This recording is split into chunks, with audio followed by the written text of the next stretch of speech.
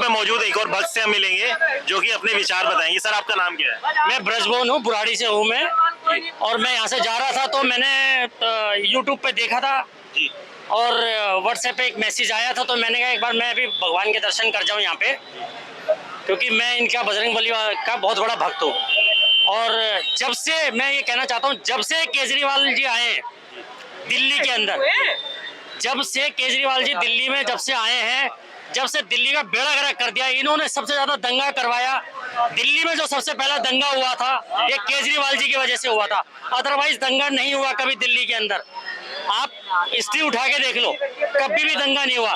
केजरीवाल जी का काम क्या है? केवल हिंदू मुसलमानों को लड़वाओ और कुछ नहीं है उनके उनके पास वोट वोट कुछ नहीं है, केवल हिंदू मुसलमान है। आपसे मैं शर्त लगाने के लिए तैयार हूँ, हमें अगर आप करोड़ों रुपए दोगे ना, ऐसे छिछोरे आदमी को हम कभी वोट नहीं देंगे। करोड़ों रुपए आप रख दोगे तो। आपको लगता है कि केजरीवाल आस्था के साथ खिलवाड़ कर रहा है? सर, आस्था के साथ क्या, सब सारी चीज के साथ खिलवाड़ कर रहा है। उसे अपने 45 करोड़ नहीं दिखाई दे रहा। उसने जब कोरोना में जब पब्लिक मर रही थी, जब कोरोना में जब पब्लिक मर रही थी, वो ऐश कर रहा था। हम ऐसे थे जो कि हमने डेड बॉडियां ढोई है फ्री में डेड बॉडियां ढोई है। कोई भी आदमी आम आदमी पार्टी का एक भी बार सामने आके डिबेट करे हमसे, एक भी आदमी रोड पर नहीं था, किसी तरह की कोई मदद नहीं दी सर। कोरोना में एक भी आदमी नहीं था। आप आज भी यूट्यूब पे मोहम्मद इकबाल का देख लो, मैसेज है, उन्होंने भी राष्ट्रपति शासन लगाने के लिए बोला था।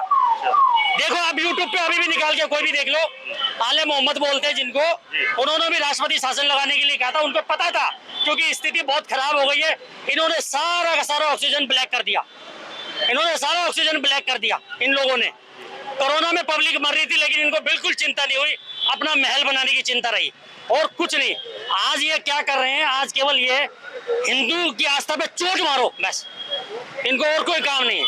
अगर केजरीवाल के कान में ये बात पहुंची और उन्होंने मंदिर को रुकवा दिया तो क्या विचार रहेंगे केजरीवाल? ऐसा क्या लगता है? विचार तो आज भी हमारा यही है और पहले भी बाद में भी रहेगा, क्योंकि वो एक ही मंदिर नहीं है, एक ही मंदिर की बात नहीं है ना, मंदिर तो बहुत है। अब एक बात बताइए आप, मैं आप ही से पूछता हूँ, इतनी बड़ी बड़ी मस्जिदें जो बना दी औरंगजेब ने, उसके लिए क्यों नहीं खड़ा होता? ये उसके लिए खड़ा क्यों नहीं होता? उसके लिए भी खड़ा हो ना। जामिया मस्जिद है या बाबरी मस्जिद है, उसके लिए क्यों नहीं खड़ा होता?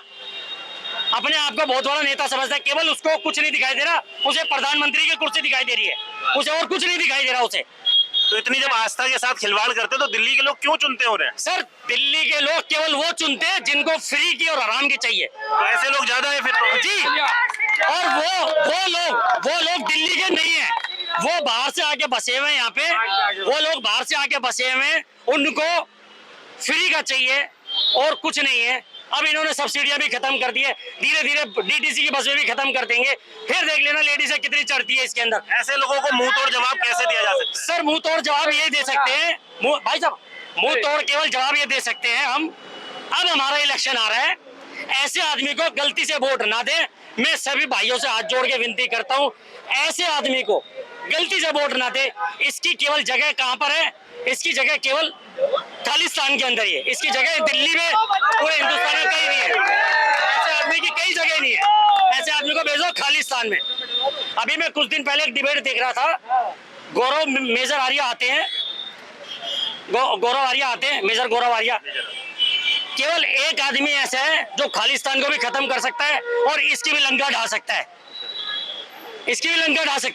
तो आप चाहते हैं ऐसे ही किसी नेता को चुन के लाए जो इस तरह के? सर देखो, हमारे पास नेताओं की कमी नहीं है, हमारे पास केवल वोटों की कमी है। जो हमारा हिंदू एक नहीं है, केवल हिंदू एक नहीं है। एक बार हिंदू एक हो जाए, उसको पता चल जाए कि हाँ हिंदू अब एक हो गए, हम इसकी लंका ढा देंगे हर हाल।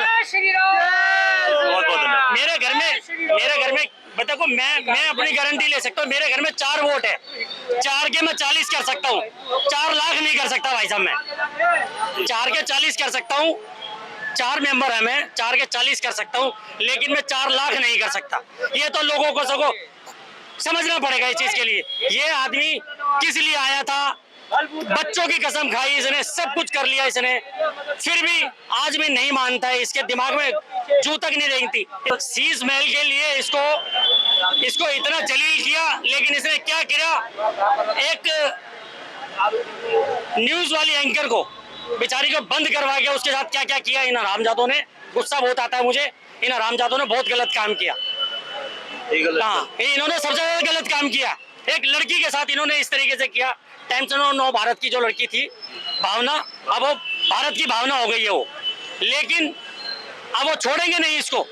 न्यूज वाले तो बिल्कुल नहीं छोड़ेंगे, और इसको 100% न्यूज वाले बढ़ाते हैं, न्यूज वाले घटा भी देंगे, मिट्टी में मिला भी देंगे वो, अगर आसमान में चढ़ाते हैं तो।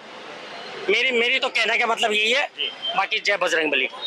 तो इनका कहना यही है कि लोगों को समझाया नहीं जा सकता, लोगों को खुद से समझना चाहिए कि जब आस्था के ऊपर बात आ जाती है तो फिर हमें बहुत जद्दोजहद करनी पड़ती है।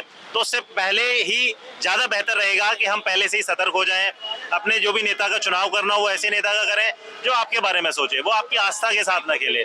और ऐसा अगर चलता रहेगा तो एक दिन ऐसा होगा, अगर इसी तरह से तोड़फोड़ चलती रही मंदिरों के साथ और हिंदुओं को टारगेट किया जाता रहा, तो एक दिन ऐसा होगा कि मंदिर नहीं होंगे। और ऐसा होगा नहीं वैसे, क्योंकि हिंदू इतने कमजोर नहीं है। हिंदू अगर अपनी सी पे आ जाए तो वो अपने धर्म के लिए खड़ा हो सकता है। और मेरा अंत में यही कहना है कि इस मंदिर के बारे में सरकार को पुनः विचार करने की आवश्यकता है।